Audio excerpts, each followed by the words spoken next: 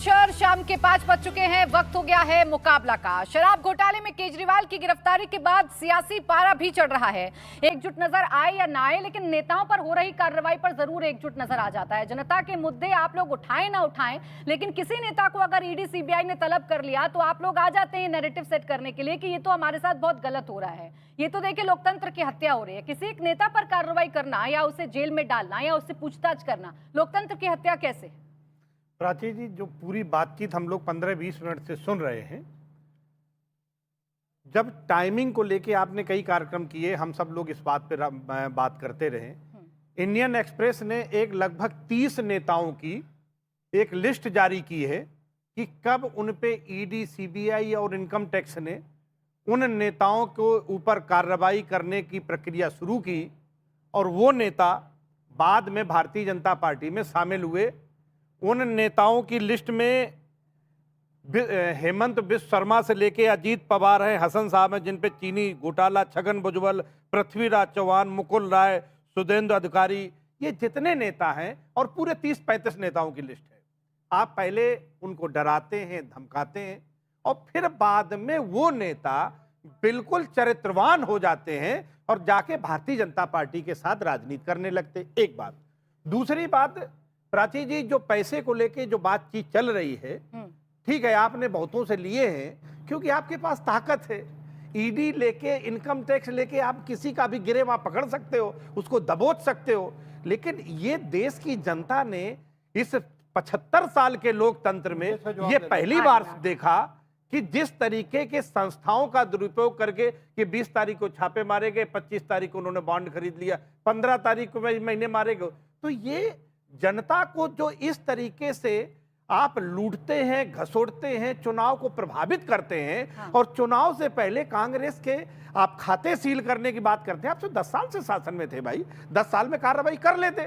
तो एंड चुनाव से पहले, चाहे झारखंड का मामला हो, सोरेन साहब का हो, चाहे केजरीवाल साहब का मामला हो, हम सिर्फ इस बात के लिए कहते हैं कि जनता भारत की चाहती है कि निष्पक्ष चुनाव हो, सबको बराबरी का अवसर मिले, और जनता जिसे चाहे उसे अपना नुमाइंदा चुने। बताइए ना, आपके साथी जो आपको छोड़कर गए उत्तर प्रदेश में, पल्लवी पटेल आपसे अलग हो गई, स्वामी प्रसाद मौर्य ने नाराजगी जता दी, आपके कई नेता आपको छोड़कर चले गए। क्या सब पर सीबीआई और ईडी के केस चल रहे हैं? अखिलेश जी, हम इस बात को बिल्कुल नहीं कहते कि उन पे सब पे सीबीआई के केस चल रहे। हाँ। दबाव के तरीके सब खुले ही खुले नहीं होते हैं, कुछ अंदर के भी दबाव के तरीके होते हैं। सरकार के पास तरीके बहुत हैं। कैसा दबाव है? कैसा दबाव उत्तर प्रदेश के नेताओं पर डाल दिया भारतीय जनता पार्टी ने? कबीर की एक लाइन है, सीबीआई ने कहा, जब मुलायम सिंह यादव जी ने, सरदार जी अवसर मिलेगा, क्यों परेशान हो? पूरा 1 घंटे का कार्यक्रम। बताइए ना, बताइए क्या दबाव कैसे बोल सकते हैं? मुलायम सिंह जी ने खुद कहा था कि हम पर सीबीआई का दबाव है। सरदार जी थोड़ी देर रुक जाए। हमारा एक ही कहना है, आप प्राची जी लंबे समय से मीडिया में हैं, जयंत चौधरी साहब किसानों के मुद्दों पे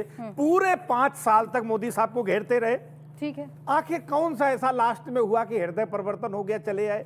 हम उनकी मजबूरियां भी समझते हैं, बड़े नेता हैं, बड़े परिवार की परंपरा है, लेकिन कल तक जो बात गलत थी 5 मिनट में वो सही हो जाएगी।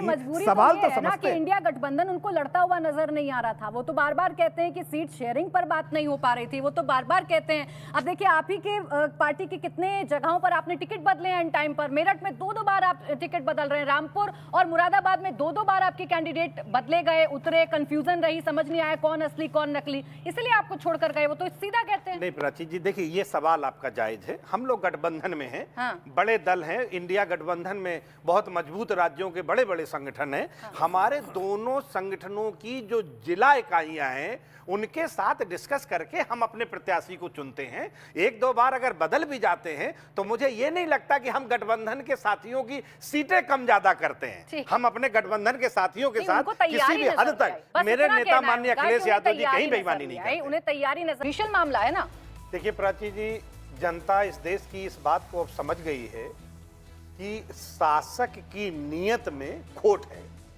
अभी हमारे पांडे साहब बीच में बात कर रहे थे, मैं उनकी बात बड़े ध्यान से सुन रहा था।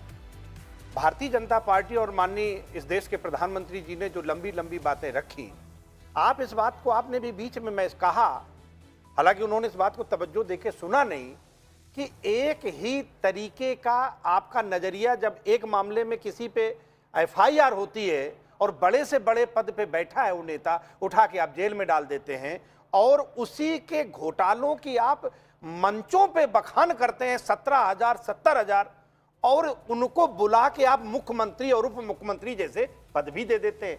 तो ये जो दोहरा मापदंड है, ये दोहरे चरित्र हैं जो आपके, इस देश की जनता इस बात को समझने लगी है। उस पर भी हमें बात करनी चाहिए।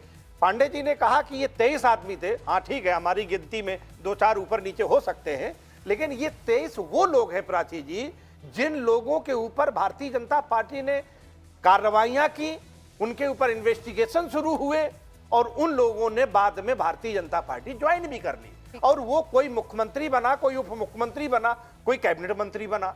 तो जो सवाल ये है कि ये लोकतंत्र में चुनाव का टाइम है, आचार संहिता लगी है, इस देश की जनता को अपना नेता चुनना है और उसमें अगर शासक किसी पार्टी के, यानी अखिलेश जी ये जो करते हैं ये गलत है, किसी पर आरोप लगाते हैं फिर उसके साथ आ जाते हैं, ये सरासर गलत है, यही कह रहे हैं आप? ये गलत है और ये आपका दोहरा चरित्र भी दर्शाता है। आप फिर ये बताइए, ये दोहरा चरित्र आप पर लागू क्यों नहीं होता? आप ही के साथ में खड़े निवान जी, इनकी पार्टी ने कितने आरोप लगाए थे आपके नेता पर? लिस्ट बनाई थी, उस लिस्ट में आपके नेता के भी नाम शामिल थे, मुलायम सिंह यादव का नाम भी शामिल था, आपके तमाम नेताओं के नाम शामिल थे। कैसे आगे इनके साथ? बहुत बढ़िया बात आपने कहा। उस मुद्दे पे जवाब भारत में आम आदमी पार्टी के नेताओं को अपनी बात रखनी चाहिए।